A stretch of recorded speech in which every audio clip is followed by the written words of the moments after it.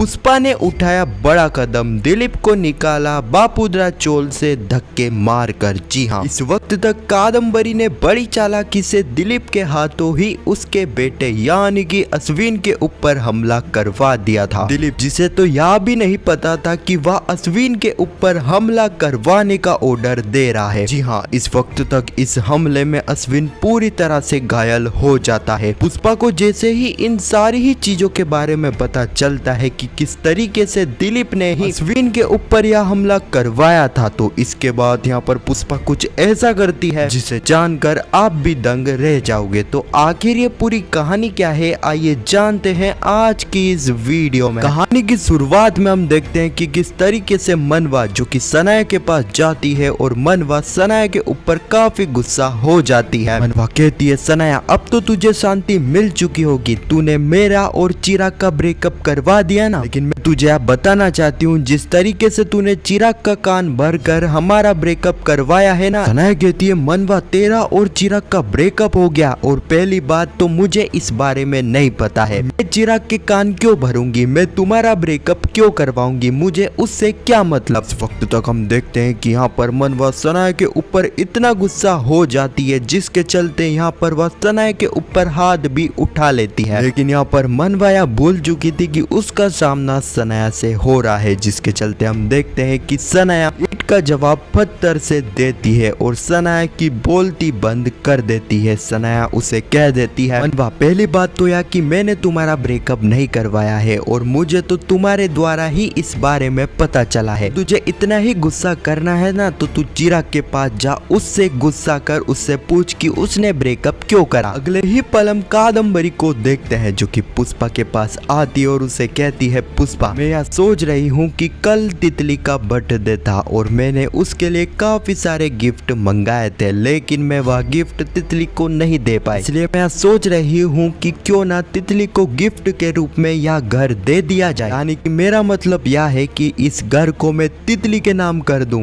इस वक्त तक पुष्पा कादम्बरी की चाल समझ जाती है। पुष्पा कहती है, कादम्बरी मैं इतनी ही चिंता तितली की होती तो कल तुम खीर में जहर नहीं मिलाती। मैं पता था कि वह खीर सब खाएंगे, यहाँ तक कि तितली भी, लेकिन तुमने इस चीज के बावजूद भी उस खीर में जहर मिलाया और अब तुम ही बोल रही हो कि यह घर तुम तितली के नाम कर दोगी। कादम्बरी कहती है, पुष्पा यह सब छोड़, मैं तेरे लिए एक ऑफर लाई हूँ, मेरे खिलाफ हाई कोर्ट का केस तू छोड़ दे, उसके बदले में यह घर तुझे मैं दे दूंगी। पुष्पा कहती है, कादम्बरी अगर मेरी जान भी चली जाए ना तो भी मैं तुम्हारे केस को नहीं छोड़ूंगी। तुमने जो गुनाह करा है उस गुनाह की सजा मैं तो तुम्हें दिलवा कर ही रहूंगी। अगले ही पल हम सनाया को देखते हैं जो कि यही सोच रही थी कि आखिर यहाँ पर चिराग ने मनवा से ब्रेकअप क्यों करा होगा। फिर उसी वक्त हम देखते हैं कि वहाँ पर चिराग आ जाता है। सनाया को देखकर चिराग कहता है, सनाया मुझे मन हल्का करना था जिसके चलते मैं यहाँ पर आ गया, मुझे तो पता है कि मैं यहाँ पर क्यों आया हूँ, लेकिन तुम्हारा मुझे नहीं पता, आखिर तुम अपना मन हल्का करने के लिए यहाँ पर क्यों आई। सनाया बातें घुमाती और कहती है, चिराग जिस तरीके से आज मुझे पुष्पा से डांट पड़ी थी ना कि मैंने कादम्बरी को इतनी बड़ी धमकी जो दे दी थी जिसके चलते पुष्पा ने मुझे डांटा, जिसके चलते मैं यहाँ पर आ गई। सनाया कहती है, चिराग मैं यहाँ पर क्यों आई इस बारे में तुमने तो जान लिया, लेकिन तुम मुझे बता सकते हो कि तुम यहाँ पर क्यों आए। चिराग कहता है, सनाया मैंने मनवा से ब्रेकअप कर दिया है। सनाया को कुछ समझ में नहीं आता है। चिराग सारी ही बातें सनाया को समझाता है, उसे बताता है कि किस तरीके से यहाँ पर मनवा आज भी मौलिक से बात करती है। चिराग कहता है, सनाया मनवा तुम्हें मौलिक से कंपेयर कर रही थी, तुम्हें बताओ ऐसा कैसा हो सकता है। मौलिक मनवा का एक्स बॉयफ्रेंड था, मौलिक मनवा से प्यार करता था, लेकिन हमारे केस में तो ऐसा है ही नहीं, ना ही मैं तुमसे प्यार करता हूँ और ना ही तुम मुझसे प्यार करोगी और ना ही आगे हमारा कोई सा रिश्ता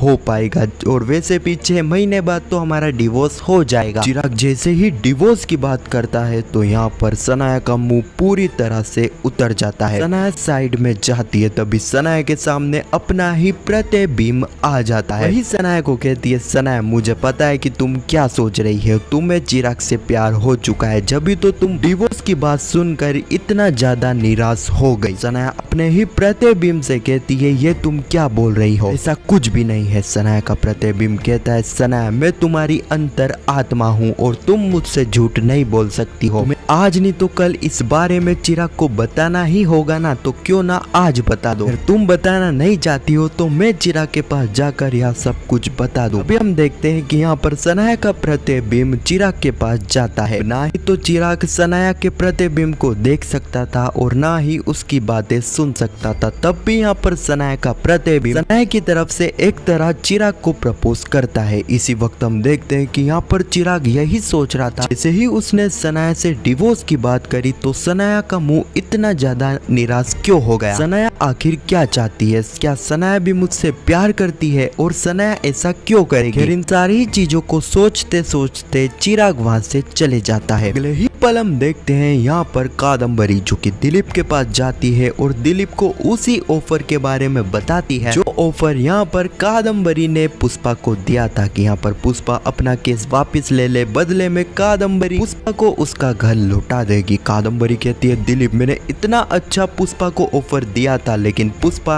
अपने ईगो के चलते इस ऑफर को ठुकरा देती है। पुष्पा अपने ईगो के चलते अपने बच्चों के बारे में भी नहीं सोच पाती है। दिलीप तुम्हें ही पुष्पा को समझाना होगा, अब तुम ही इस ऑफर को मानने के लिए पुष्पा को समझाओ। अगले ही पल हम देखते हैं कि दिलीप पुष्पा के पास पहुंच जाता है और उसे कहता है पुष्पा हर बार तुम अपनी ही मनमानी चलवाती हो, अपने ईगो के चलते तुम अपने बच्चों को दुख पहुंचा रही हो। कादम्बरी ने कितना अच्छा ऑफर तुम्हें दिया है, तुम कादम्बरी का केस वापस लेकर अपने घर को वापस क्यों नहीं ले लेती, कादम्बरी के ऑफर को क्यों नहीं मान लेती। पुष्पा कहती है दिलीप तुम्हें मुझे समझाने की जरूरत नहीं है कि मुझे क्या करना चाहिए और क्या नहीं। कादम्बरी ने दो हत्या करी है, उसकी सजा तो कादम्बरी को मिलकर रहेगी। कादम्बरी यह घर लौटा कर इस सजा से नहीं बच सकती है। मेरा फैसला है, मेरी मर्जी है, तुम्हें मुझे समझाने की कोई जरूरत नहीं है। और इसी सीन के साथ यह एपिसोड भी यहीं पर समाप्त हो जाता है। अब आने वाली कहानी में हम देखने वाले हैं अब सबसे पहले कादम्बरी जो कि बड़ी चालाकी से दिलीप से ही उसके अपने बेटे यानी कि अश्विन के ऊपर हमला करवा देगी, जिसके चलते हम देखने वाले हैं कि अश्विन बुरी तरह से घायल हो जाएगी। और तभी इस बारे में पुष्पा को पता चलेगा। पुष्पा को जैसे ही इस बारे में पता चलेगा तो पुष्पा सीधे ही अश्विन को लेकर रोल में आ जाएगी। साथ ही पुष्पा अपने साथ पुलिस को भी लाएगी क्योंकि पुष्पा को यह पूरा विश्वास था कि यह हमला कादम्बरी ने ही करवाया है। इसका सबूत भी यहाँ पर पुष्पा कादम्बरी को और पुलिस को बताती है। सब कुछ तय था, इस गुनाह के चलते यहाँ पर कादम्बरी जेल भी जा सकती थी। लेकिन अभी हम देखते हैं कि यहाँ पर दिलीप जो कि यहाँ पर कादम्बरी के पक्ष में गवाही देता है और कादम्बरी को बचा लेता है, जिसके चलते पुष्पा दिलीप के ऊपर काफी ज्यादा गुस्सा होने वाली है। यहाँ तक कि यहाँ पर पुष्पा दिलीप की कॉलर भी पकड़ लेगी। तो यही कुछ कहानी है जो कि आने वाले एपिसोड में हमें देखने को मिलेगी। खैर आपको यह वीडियो कैसी लगी कमेंट में जरूर बताना और पुष्पा इम्पॉसिबल के आने वाले एपिसोड की ऐसी वीडियो के लिए चैनल को सब्सक्राइब अवश्य करना। जब तक के लिए धन्यवाद।